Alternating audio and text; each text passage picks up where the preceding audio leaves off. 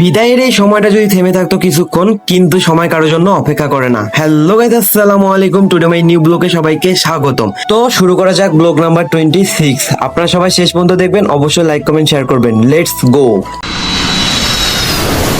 তো গাইস, বিশেষ অতিথির এবার বিদায়ের পালা। বেশ কয়েকদিন ধরে আমাদের বাসায় ছিল, এখন তার বিদায়ের সময় ঘনিয়ে এসেছে।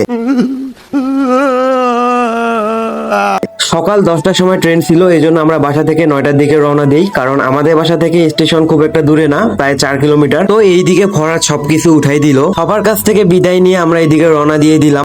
Bye bye, tata, good bye.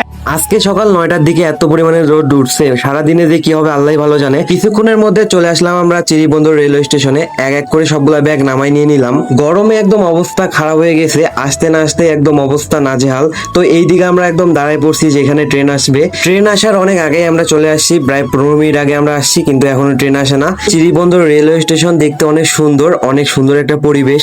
এই পাশে দেয়ালে 2024 সালে স্বাধীন বাংলার কিছু স্মৃতি সুন্দর করে পেইন্ট করা আছে। আপনারা আসলে অবশ্যই দেখতে পাবেন। কিছুক্ষণ পর একটা ট্রেন আসে, কিন্তু এটা ট্রেন না, এটা হচ্ছে বাংলা বান্ডার ট্রেন। এটা পঞ্চগড়ের ওইদিকে যাবে। বাংলা বান্দা ট্রেন আসার পরেই চলে আসে ঢাকাগামী দ্রুতযান ট্রেন। তো এই ট্রেনেই চলে যাবে আমাদের বিশেষ অতিথি। কিন্তু এদিকে ট্রেনের বগি চেঞ্জ হওয়ায় ফরাদ সহ সেই দৌড় শুরু করে দিয়েছি ট্রেনের বগি খোঁজার জন্য। কিছুক্ষণ পরে ট্রেনের বগি খুঁজে পাই এবং আমাদের বিশেষ অতিথিকে চড়াই দেই, দিয়ে আমি এদিকে ট্রেন থেকে নেমে যাই। বিদায়ের সময়টা খুবই কষ্টকর, তারপরও আমাদের মেনে নিতে হয়, কারণ পড়াশোনা করতে হলে অবশ্যই এইটুকু কষ্ট করতেই হবে। কিছুক্ষণ পরে ট্রেন ছেড়ে দেয়, বিশেষ অতিথিও চলে যায়। আমরা এখন বাসা যাব।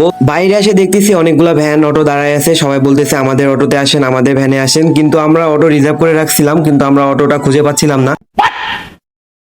কিছুক্ষণ পরে আমাদের অটো চলে আসে, আমরা অটোতে উঠে বাসার উদ্দেশ্যে রওনা দিয়ে দেই। কয়েকদিন থেকে বেশ পরিমাণে গরম পড়ছে, এতে অনেকে অসুস্থ হয়ে যাচ্ছে।